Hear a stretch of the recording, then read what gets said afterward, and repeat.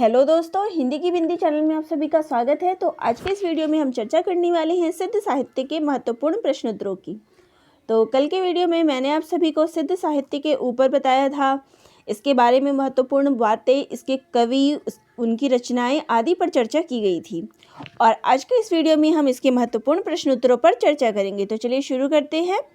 तो हमारा पहला प्रश्न है, तो इससे पहले मैं बता दूं कि जितने भी प्रश्न हैं वो बहुत ही महत्वपूर्ण हैं और आपका रिवीजन भी हो जाएगा कि कल आपने जो है सिद्ध साहित्य के बारे में क्या क्या पढ़ा था, और कुछ ऐसे भी चीज़ें थी जो रह गई थी तो वो भी प्रश्नों में ले लिए गए हैं। तो चलिए अपना पहला प्रश्न देखते हैं।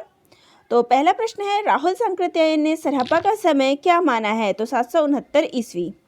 अगला प्रश्न है, बौद्ध गान और दोहा में किसके दोहे संकलित हैं? तो इसमें जो है कृष्णाचार्य और सरहपा के दोहे संकलित हैं। अगला है, आक्रोश की भाषा का पहला प्रयोग सरहपा में ही दिखाई देता है, ये किसका कथन है? बच्चन सिंह का। अगला है, सिद्धों का दोहा और चर्यापद संत साहित्य में क्रमशः किस रूप में रूपांतरित हो गया? तो जो दोहा है यानी दोहा कोश जो थी और चर्यापद, ये दोनों जो है साखी और शब्दी में आगे चल के परिवर्तित हो गया है, जैसे कि हमें कबीर जी के दोहों में दिखाई देता है। सिद्धों के नाम किस ग्रंथ में दिए गए हैं? तो सिद्धों के नाम जो है वो वर्ण रत्नाकर जो पुस्तक है उसमें दिखाई देते हैं। तो परीक्षा में दो तरह से प्रश्न आ सकता है, या तो आपको ये पूछे कि किस पुस्तक में दिया है तो आप वर्ण रत्नाकर कह सकते हैं अगर ऑप्शन में है। अगर इसके अतिरिक्त आपको मैथिली पुस्तक के नाम भी दिए हों कि मैथिली ऑप्शन में हो तो ये मैथिली पुस्तक में संकलित है। तो किस ग्रंथ में है? मैथिली पुस्तक में या फिर वो वर्ण रत्नाकर, दोनों ही ऑप्शन इसके सही होंगे जो भी परीक्षा में आते हैं अगर ये प्रश्न। तो अगला प्रश्न है, दोहा कोश में किस किस के दोहे संग्रहित हैं? तो दोहा कोश में तिलोप्पा, सरहपा और कण्हपा के दोहे संग्रहित हैं। अगला है, सिद्धों की भाषा को संध्या भाषा या संधा भाषा नाम किसने दिया है? तो मुनिदत्त और अद्वैय वज्र ने। तो इसको जो नाम देने वाले हैं वो है मुनिदत्त और अद्वैय वज्र। अगला है, कण्हपा पांडित्य और कवित्व में बेजोड़ थे, किसका कथन है? तो ये कथन जो है राहुल सांकृत्यायन का है। अगला प्रश्न है, सहजयानियों की संध्या भाषा का प्रभाव किस पर पड़ा था? तो आगे चल के जो सहजयानियों की जो संध्या भाषा थी वो उसका प्रभाव किस पे पड़ा था? तो संत कवियों पर, जो कि हमें भक्ति काल में दिखाई पड़ता है। अगला है, सरहपा के द्वारा कितने ग्रंथ बताए जाते हैं? तो सरहपा ने कितने ग्रंथों की रचना की है? तो लगभग 32 ग्रंथों की रचना उनके द्वारा की गई है। अगला प्रश्न है, सिद्धों में लुइपा का स्थान कौन सा माना जाता है? तो सिद्धों में जो सबसे पहला माना जाता है, प्रथम और सबसे ऊंचा, वो लुइपा का स्थान माना गया है। अगला प्रश्न है, डोम्भीपा का जन्म किस वंश में हुआ था? तो इनका जन्म जो है वो क्षत्रिय वंश में हुआ था। अगला है, सिद्धों की संख्या कितनी मानी गई है? तो सिद्धों की संख्या जो है 84 मानी गई है। अगला प्रश्न है, वज्रयानी सिद्धों का लीला क्षेत्र कौन सा है? तो इनका जो लीला क्षेत्र था, तो इनका लीला क्षेत्र जो था वो था पूर्वी भाग, जिसमें पूर्वी भाग कौन कौन से थे? बंगाल, बिहार, उड़ीसा, नेपाल, तिब्बत। तो ये क्षेत्र इनके थे। अगला है, भाव न होई अभावण जाई, ऐस संभोहे कोपति आई, ये पंक्ति जो है किसकी है? तो ये पंक्ति जो है लुइपा की है।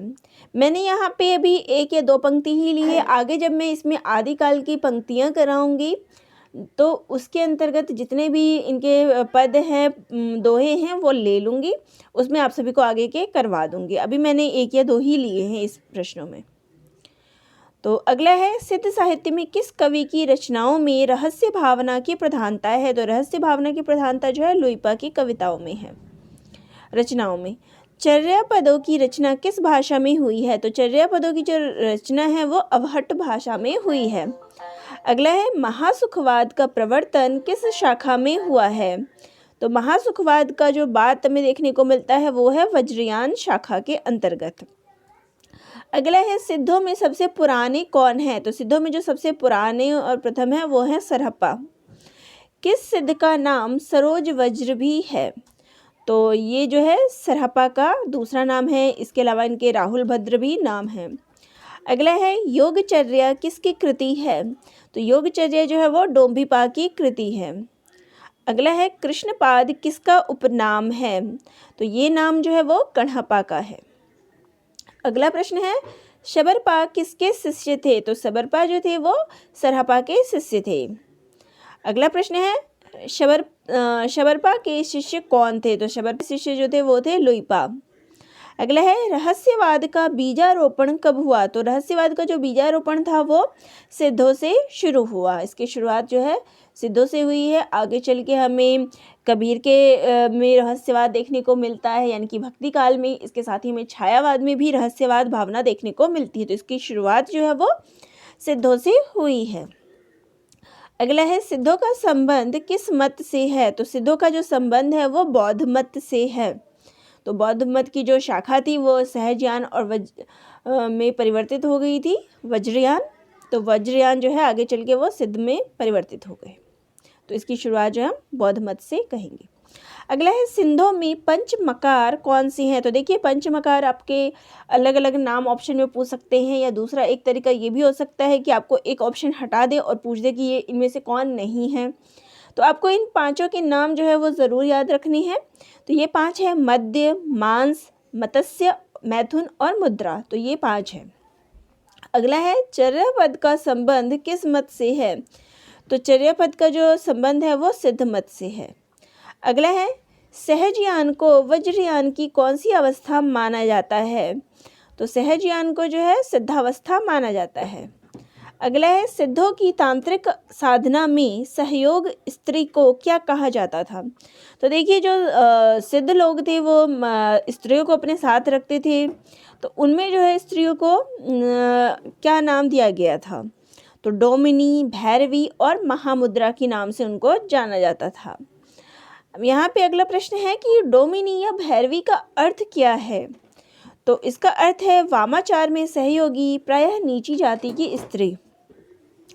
अगला है दोहा चौपाई शैली के प्रथम प्रयोगकर्ता कौन है? तो दोहा चौपाई शैली की जो शुरुआत है वो सरहपा के द्वारा की गई है। इनको प्रथम प्रयोगकर्ता माना गया है। बाकी जो आगे इसका परिनिष्ठित रूप हम देखते हैं वो रामचरितमानस तुलसीदास जी के द्वारा, उसमें हम इसका परिनिष्ठित रूप जो है देखने को मिलता है हमें दोहा चौपाई शैली का। लेकिन इसकी शुरुआत जो है प्रथम प्रयोगकर्ता वो सरहपा को माना गया है। अगला है अक्षर दिक्कोपदेश किसकी रचना है? तो ये डोम्भिपा की रचना है। अगला है श्रेष्ठता और महत्व के आधार पर किस सिद्ध का प्रथम स्थान है? तो श्रेष्ठता और महत्व के आधार पर जो है लुइपा का स्थान प्रथम स्थान माना गया है। अगला है बौद्धगान और दोहा किस भाषा में लिखा गया है? तो ये बंगला भाषा में लिखा गया है। अगला है किस कवि को राहुल भद्र के नाम से भी जाना जाता है? तो सरहपा को राहुल भद्र के नाम से जाना जाता है।